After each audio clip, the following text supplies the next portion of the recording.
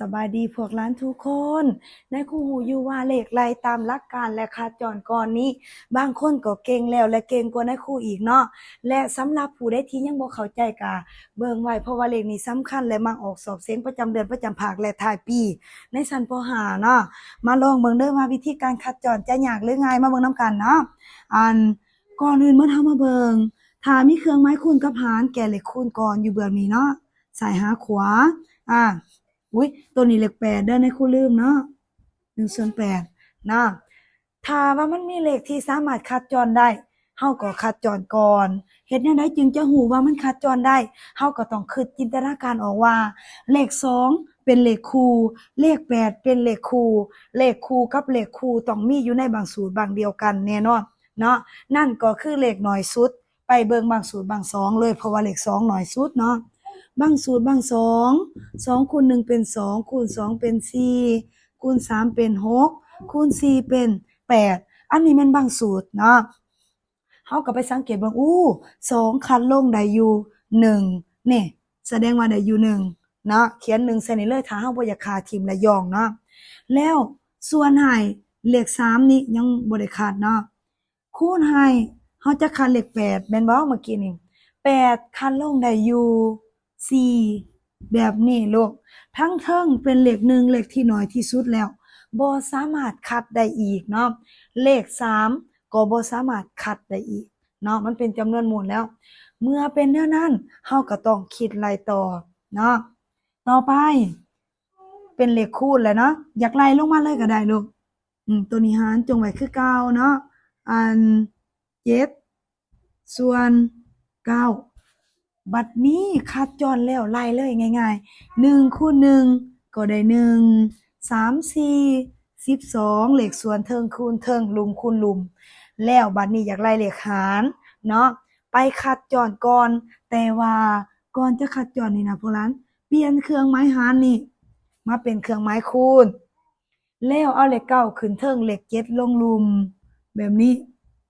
เนาะมันจึงจะเปลี่ยนเป็นเครื่องไม้คูณได้บัดนั้นเฮาก็จึงไปสังเกตตื่มว่า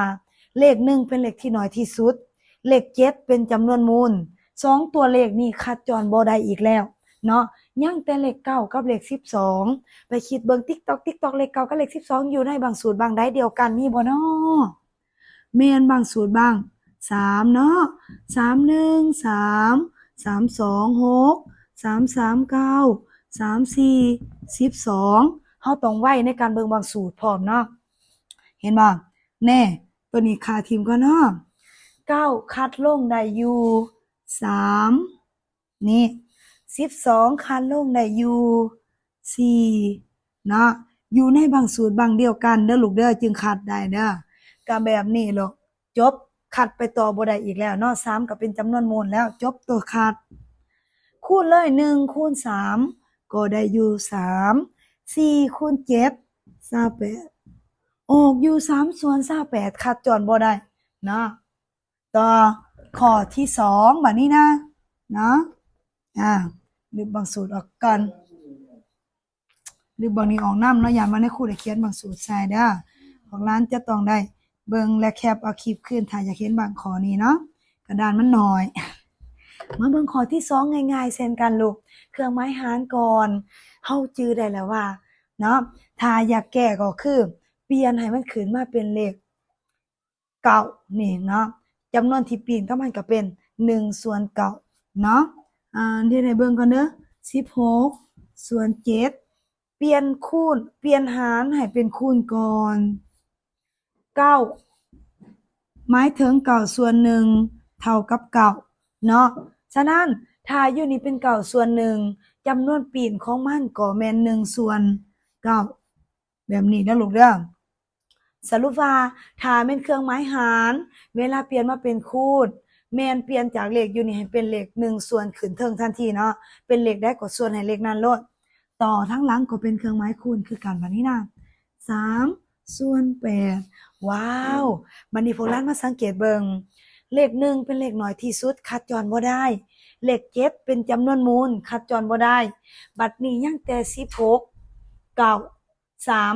8ไปจับคู่ให้มันว่าตัวใดจะคู่กันได้ และอยู่ในบางสูตรเดียวกัน3กับ8บ่ได้อยู่ในบางสูตรเดียวกันแต่3กับ9อยู่ในบางสูตรเดียวกันคือว่าเมื่อกี้นี้เนาะ3คูณ1เท่า3 2เป็น6เท่า3เป็น9 313 326 339แบบนี้เนาะฉะนั้นเฮาก็มาเบิ่งคัดลงจากเลข3คัดลงก็ได้อยู่เลข1เฮาก็เอาออกเนาะเขียน1ใส่จากเลข9คัดลงได้อยู่เลข3ค่ะออกเขียน3ใส่เดี๋ยวนี้ซื่อๆลูกต่อไปเบิ่งเนาะเลข16กับเลข8เฮาก็ไปเบิ่งบางสูตรบาง8เนาะว่า8คูณ1เท่า8ถ้าคูณ2มันออก16หั่นเด้มีทั้งเลข8และเลข16อยู่ในบางเดียวกันเนาะเฮาก็จะคัดได้อยู่8นี่คัดได้อยู่เป็นเลข1เนาะ16คัดได้แม่นเป็นเลข2ให้น้อยลงนี่นะค่าเทียมเหลืออยู่2หลังจากนั้นก็มีแต่ไปคูณเลยบัดนี้นะ